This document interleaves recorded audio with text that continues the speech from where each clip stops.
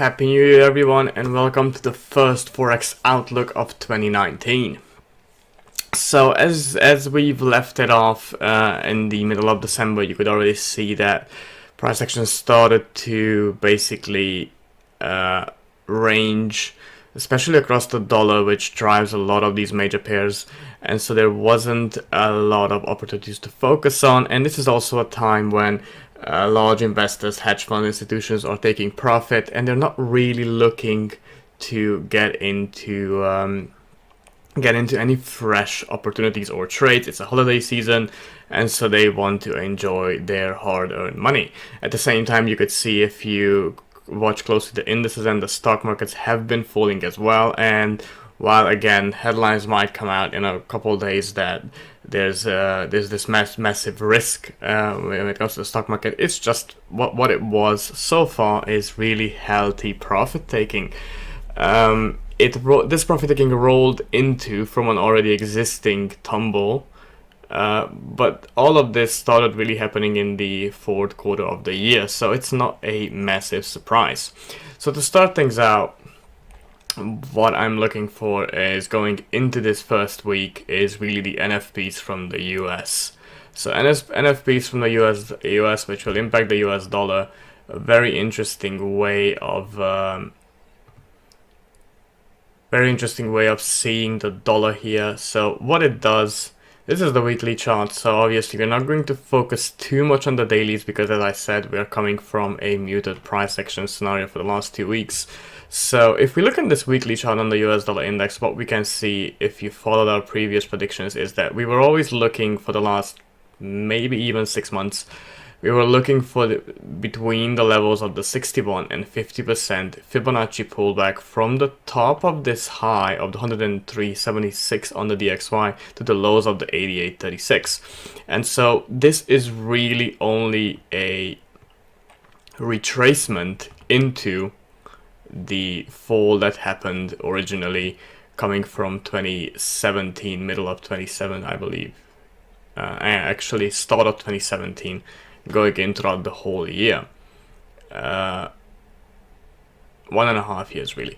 So yeah, so this is this retrace is really what we're looking for. 61% is the top, and 50 is, these are the areas where price could bounce and then basically sell further down, confirm the lower high, and go to the downside in a downtrend. Or it could range about in this area, which will make it really hard for us to find opportunities. And even if we will only have to commit to them 1 or 2 days instead of maybe letting positions run over the weekend. And so looking to the 61% here as well. So what I would be waiting on is basically a clear break, right? So a clear break, if we go above 61, it would give us an incentive to buy, and most likely we will be retesting it as support. And if we do close below, and this is all it has to happen on the weekly, so if also it closes below the 50, then the downtrend, not the downtrend, but the lower high at least, is confirmed. And so on Friday, the NFPs, hopefully we'll decide what this dollar does. I don't have too much high hopes for it. I think that we will still be within this range throughout January. And that will make it a bit hard to trade major pairs, major forex pairs that have dollar featured in them. That said, a couple of really good setups that are cross currencies really. Well, let's just start with the dollar and let's dive into the dollar yen. So what happened? The dollar yen sold off. This was something that we could foresee. However, I did not take this trade. I did not end up capitalizing on this one. Basically, the yen powered up in a dollar range scenario, and we could see this sell-off. So the 108.55 is really a very nice support level. I don't see the Bank of Japan to do anything that would make the yen stronger long term. Also, one of the other things why this yen powered up is due to the stock market tumble. So every time the major indices sell off, a safe haven tends to flow into the yen. So if that's just temporary, then this will be temporary as well, which means that sooner or later this support we should be seeing this support held up, and then possibly a higher low formation from this trend line, which also I believe is the 50 or 61 Fibonacci. Let's see. Yes, it's the 61. So at that point, we would be able to wait for a confirmation on the weekly or even on the dailies. We might see some range until then and take advantage of a long opportunity.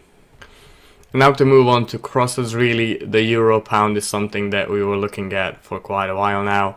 And what is happening on this one? The 90.50 level has been holding on.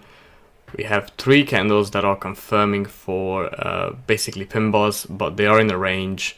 It's really hard to tell what will happen. That said, we need really good Brexit announcements in favor of Britain to be able to actually buy the pound against something like the euro. And on another note, the euro doesn't seem too good either, because it's all tumbling against the Aussie, against the Canadian, and even the New Zealand. So the euro looks to be set for a fall early on in the at least against the antipodians, the commodity-based currencies, as well as slightly the pound. One good one is, again, the New Zealand Canadian, which we've been on this again for quite a while now. For the last 4 weeks, we've been having trades on this on and off. A couple of winners, 1 break even, 1 loss, and so on and so forth. But one thing remains, we still don't have a breakout to the upside, which means that the downside is still very much intact. And pound New Zealand is another interesting one, with the New Zealand possibly powering up if we have a weak dollar, and if the pound does not have any positive announcements coming out. And this lower high, along with the 50 EMA and previous support turning resistance, is a very good example of a textbook trade. And this being Wednesday, we have 2 more days to go until we see this close as a pin bar.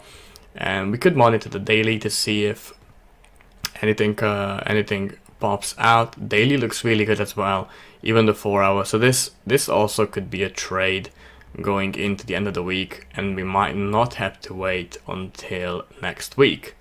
So really, you can see how not the major pairs are the ones that continue to show us basically good opportunities, but still the crosses are the ones that are showing promise. And that's really it for this week. As I said, we shouldn't expect too much. It's the first trading week. Everyone's just trying to assess where should they put their money.